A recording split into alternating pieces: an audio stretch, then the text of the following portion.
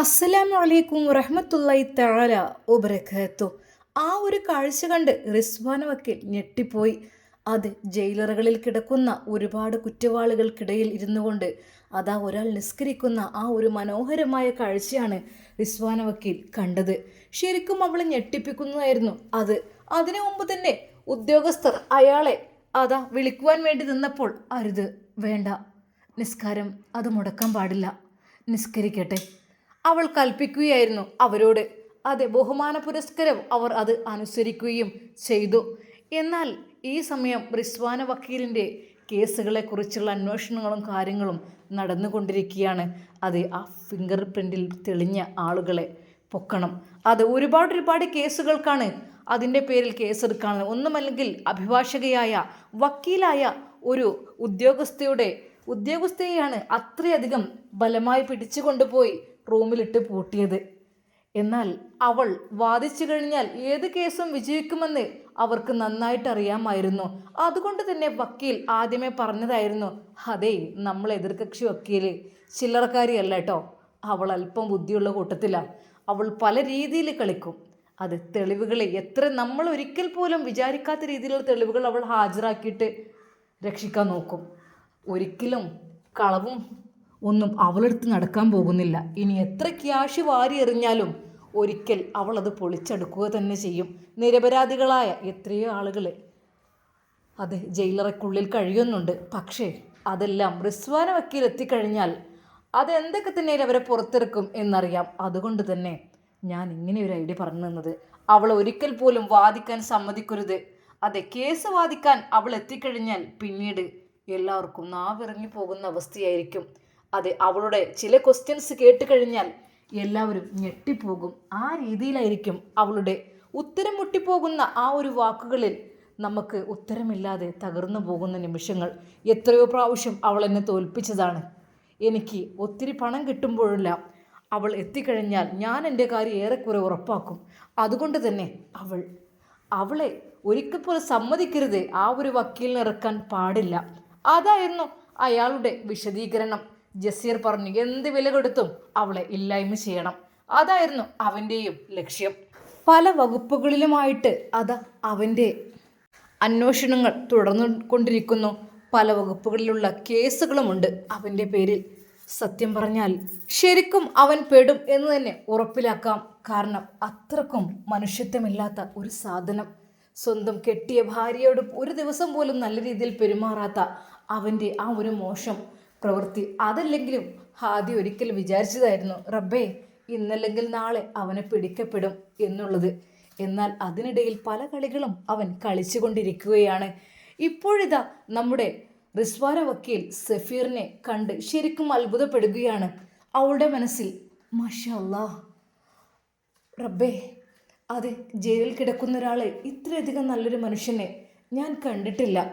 അദ്ദേഹം സലാം വീട്ടി പ്രാർത്ഥിച്ച് നേരെ തനിക്ക് വേണ്ടി കാത്തിരിക്കുന്ന പോലീസ് ഉദ്യോഗസ്ഥരുടെയും വക്കീലിൻ്റെയും അടുക്കലേക്ക് പതുക്കെ നോക്കി. അവൻ്റെ ആ വെള്ളാരം കണ്ണുകൾ നേരെ റിസ്വാന വക്കീലിൻ്റെ കണ്ണുകളിൽ ഉടഞ്ഞു. ഒരു നിമിഷം വക്കീലിന് എന്ത് ചോദിക്കണമെന്നറിഞ്ഞില്ല. എന്നാൽ ആദ്യം തന്നെ വക്കീൽ പറഞ്ഞത്, സോറി സഫീർ. അതെ, ഒന്നും അറിയാത്ത രീതിയിൽ എന്താണ് സംഭവിക്കുന്നത് എന്നറിയാതെ അവൻ മുഖത്തേക്ക് ദയനീയമായി നോക്കി. തൻ്റെ വിവാദത്തെ നിസ്കാരം, കാര്യങ്ങളെ അൽമ പഠിക്കാനുള്ള ആഗ്രഹം, അതെല്ലാം ഈ ജയിൽ കൂട്ടിൽ അങ്ങ് ഒതുങ്ങിപ്പോകുമെന്ന് വിചാരിച്ചതായിരുന്നു അവൻ. എന്നാൽ മനോഹരമായ കണ്ണുകളുള്ള അവൾ തന്നോട് സോറി പറയുന്നത് കേട്ട് സഫീർ ശരിക്കും ഞെട്ടിപ്പോയി. ജയിലിൽ കിടക്കുന്ന ആളുകളെല്ലാം ഒരു നിമിഷം ഞെട്ടി. ഒരു വക്കീൽ വന്ന് സോറി പറയുകയോ, അതും ഒരു കുറ്റവാളിയോട് എന്നുള്ള രീതിയിൽ അഴിച്ചു വിടടോ എന്ന് പറഞ്ഞു അവളുടെ ആ ഒരു വാക്ക്. അത് കേട്ടപ്പോൾ തന്നെ പോലീസ് ഉദ്യോഗസ്ഥർ ആ ഒരു പൂട്ടഴിക്കുകയാണ്. എന്ത് കാര്യത്തിന് വേണ്ടിയിട്ടാണ് നിങ്ങൾ ഇവനെ കുറ്റവാളിയാക്കി ഇവിടെ നിർത്തിയിട്ടുള്ളത്? എന്ത് കാര്യത്തിന് വേണ്ടി? ഒരു ദിവസമാണെങ്കിലും അത്രക്കും വേദന യാതന അനുഭവിച്ചിട്ടുണ്ടാകും ഇതിനുള്ളിൽ. ഒരു ദിവസമായാലും 2 ദിവസമായാലും 10 വർഷം കിടന്ന ഒരു പ്രതീതിയായിരിക്കും ഉണ്ടാകുക. കാരണം ഒരു തെറ്റും ചെയ്യാത്തവരെ, നിരപരാധികളെ ശിക്ഷിക്കുമ്പോൾ അവരുടെ മനസ്സും ഹൃദയവും ഒരുപോലെ വേദനിച്ചിട്ടുണ്ടാകും. നിങ്ങളെന്താ കാര്യമായിട്ടൊന്നും ഇല്ലാതെ അപ്പോഴേക്കും വരൂ, കോടതിയിൽ ഹാജരാക്കാം. എന്നാൽ അപ്പോൾ തന്നെ ആ ജയിൽ തടവുകാരനിൽ ഒരാൾ പറഞ്ഞു, മോനെങ്കിലും രക്ഷപ്പെടും. പിന്നെ ഇക്ക, ഞാൻ പോയി നോക്കട്ടെ എന്താ അവസ്ഥ എന്നൊക്കെ. മോനെ, എനിക്ക് ഏതായാലും എൻ്റെ അവസ്ഥയൊക്കെ ഇനി ഒരിക്കലും ഞാൻ എൻ്റെ നാട്ടിലേക്ക് പോകാനും ആഗ്രഹിക്കണില്ല. എൻ്റെ ഭരണം അതിവിടെ വെച്ച് മോൻ പ്രാർത്ഥിക്കണം കേട്ടോ. ഒരിക്കലും പുറത്തിറങ്ങാൻ ഞാൻ ആഗ്രഹിക്കണില്ല. ഇവിടെ വെച്ചാണ് മരിക്കണം. ആർക്ക് വേണ്ടിയിട്ട്? എനിക്ക് ആ കുരുത്തം കെട്ടവളെ ഒരിക്കൽ പോലും കാണണ്ട, എൻ്റെ ഭാര്യ എന്ന പേരിലവളെ. അതെ, അത്രക്കും എന്നെ ചതിച്ചിട്ട് ഒടുവിൽ അവനെ കുത്തിക്കൊന്നിട്ട് എൻ്റെ പേരിലാക്കിയ അവളെ ഒരിക്കൽ പോലും ഞാൻ അവളുടെ കൂടെ ജീവിക്കാൻ താല്പര്യപ്പെടണമില്ല, എനിക്ക് ഇഷ്ടമില്ല. ഇക്ക, സാരല്ല, എല്ലാം അള്ളാഹുവിൻ്റെ വിധിയല്ലേ. ഇൻഷാ അല്ലാ എന്തെങ്കിലുമൊക്കെ നമുക്ക് ചെയ്യാം ഇൻഷാ അല്ലാ. കോടതിയിലൂടെ വരാന്തകളിലൂടെ സഫീറിൻ്റെ തൊട്ടടുത്തായിട്ട് തന്നെ റിസ്വാന വക്കീലും നടക്കുന്നു. സഫീർ ഒരു നിമിഷം അവൻ വക്കീലിൻ്റെ മുഖത്തേക്ക് നോക്കി. എന്ത് തെറ്റിൻ്റെ പേരിലാണ് നിങ്ങളെ ജയിലിലാക്കിയത് നിങ്ങൾക്കറിയോ? ഞാനൊന്നും ചെയ്തതായിട്ട് ഞാൻ ഓർക്കണില്ല. പിന്നെ ആരാണിതിൻ്റെ പിന്നിൽ? നിങ്ങൾക്ക് ശത്രുക്കളുണ്ടെന്നുള്ള അറിയോ? ശരിക്കും വക്കീലിൻ്റെ ആ ഒരു വാക്കുകൾ കേട്ടിട്ട്, പടച്ചോനെ, കൂടപ്പിറപ്പ് എന്ന് പറയാൻ അത് അല്പം ബുദ്ധിമുട്ടാണ്. എൻ്റെ ഉമ്മ അല്ലെങ്കിൽ എൻ്റെ ജ്യേഷ്ഠൻ അതൊക്കെ പറയുമ്പോഴേ എത്രമാത്രം മോശമാണ്, സ്വന്തം ആളുകളോ. എന്നാൽ അവൻ അതിലൊരു കളവ് പറഞ്ഞു. ജ്യേഷ്ഠനെ ഒരിക്കൽ പോലും കുറ്റക്കാരനാക്കണ്ട എന്ന് കരുതിയിട്ട്. അറിയില്ല. ആഹാ, മിടുക്കൻ, ഇങ്ങനെ തന്നെ പറയണം കേട്ടോ. നിനക്ക് നമുക്ക് ആരെന്നല്ല നമ്മ ആര് കുറ്റപ്പെടുത്തിയെന്നോ ഇതിനേക്കാളും വലിയൊരു ശിക്ഷ എന്ത് തരാനാ? അതെ, എന്തൊക്കെ തന്നെയാലും ജയിൽ പുള്ളി എന്ന് പറഞ്ഞാൽ മറ്റൊരു കണ്ണുകൊണ്ട് സമൂഹം നോക്കുന്നതാണ്. അവൻ ജയിലിൽ നിന്ന് ഇറങ്ങിയിട്ടുണ്ട് എന്ന് പറയുമ്പോൾ എന്തായിരിക്കും സ്ഥിതി? വലിയ കുറ്റങ്ങൾ ചെയ്തിട്ട് എന്താ ആരെ കൊല്ലാൻ ശ്രമിച്ചെന്നോ അതൊക്കെയെന്നല്ലോ പറഞ്ഞു കേട്ടത്. കൊല്ലാൻ ശ്രമിച്ചു, എന്നിട്ട് കൈകാലുകൾ ഒടിച്ചിട്ടു, ഗൾഫിലേക്ക് പറന്നു.